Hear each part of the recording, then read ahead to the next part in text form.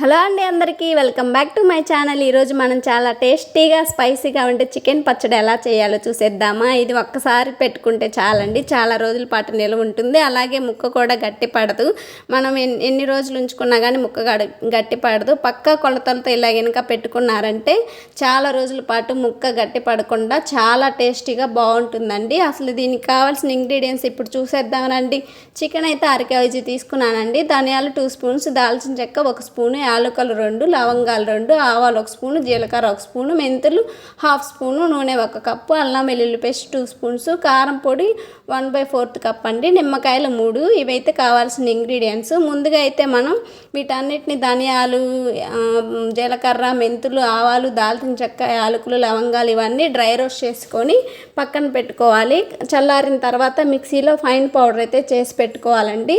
తర్వాత చికెన్ బాగా కడిగి చిన్న ముక్కలుగా కట్ చేసుకోవాలి. వీటికి నూనె కానీ ఏం చేయకుండా మనం ఒక బౌల్ తీసుకొని ఆ బౌల్లో ఇది వేసి బాగా ఉడికించుకోవాలి. చూడండి, అప్పుడు దానిలో ఉన్న వాటర్ అంతా పైకి వస్తుంది. ఆ వాటర్ అంతా అబ్జర్వ్ అయ్యే వరకు మనం బాగా ఉడికించుకోవాలండి. తర్వాత ఒక ప్యాన్ తీసుకొని ఆ ప్యాన్లో కొద్దిగా నూనె వేసి చికెన్ ముక్కలను వేసి బాగా డ్రై రోస్ట్ అయ్యే వరకు, అదండి గోల్డెన్ బ్రౌన్ కలర్ వచ్చే వరకు అయితే బాగా ఫ్రై చేసుకోవాలి. మరీ ఎక్కువ ఫ్రై చేయొద్దు, ఎక్కువ ఫ్రై చేస్తే ముక్క గట్టిగా అవుతుంది. చూడండి, నేను వీడియోలో చూపించినట్టు ఇలా గోల్డెన్ బ్రౌన్ కలర్ వచ్చే వరకు మాత్రమే ఫ్రై చేసుకోండి. ఇలా కొద్దిగా మనం చికెన్ ముక్కలు వేసుకొని ఫ్రై చేసుకొని పక్కన పెట్టుకోవాలి. అదే బండిలో మనం ఇప్పుడు అల్లం వెల్లుల్లి పేస్ట్ వేసుకొని ఫ్రై చేసుకోవాలి. అల్లం వెల్లుల్లి పేస్ట్ పచ్చివాసన పోయే వరకు వేపుకోండి.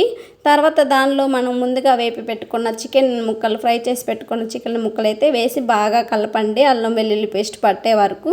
తర్వాత అందులోనే ధనియాల పౌడర్ మనం ముందుగా మిక్సీ వేసి పెట్టుకున్నాం కదా, ఆ పౌడర్ కూడా వేసి కలపండి బాగా ముక్కలకు పట్టే వరకు. తర్వాత దానిలోనే సాల్ట్ అలాగే కారం కూడా వేసి బాగా కలపాలి.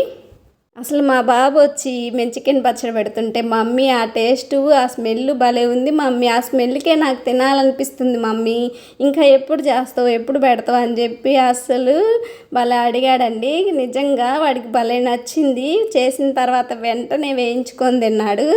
అసలు చాలా బాగుంది మమ్మీ, టేస్టీగా మళ్ళీ పెట్టు అని నన్ను అడుగుతున్నాడు. అయిపోయిందని చెప్పి ఇంకా మళ్ళీ పెట్టాలి. ఓకేనా, చూడండి మనం కారం వేసి ఇలా బాగా కారం, అన్ని ధనియాల పొడి ఇవన్నీ బాగా పట్టే వరకు బాగా కలిపేసుకోవాలి. అప్పుడు స్మెల్ వస్తే అసలు సూపర్ వస్తుందండి.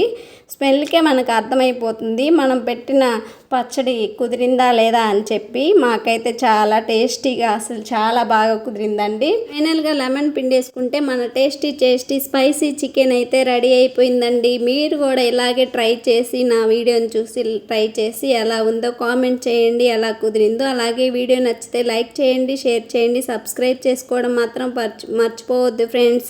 థ్యాంక్ యూ ఫర్ వాచింగ్ అండి. ఇంకా ఇలాంటి మరిన్ని రెసిపీస్ కోసం నా ఛానల్ని అయితే ఫాలో చేసుకోండి. థ్యాంక్ యూ ఫర్ వాచింగ్ అండి.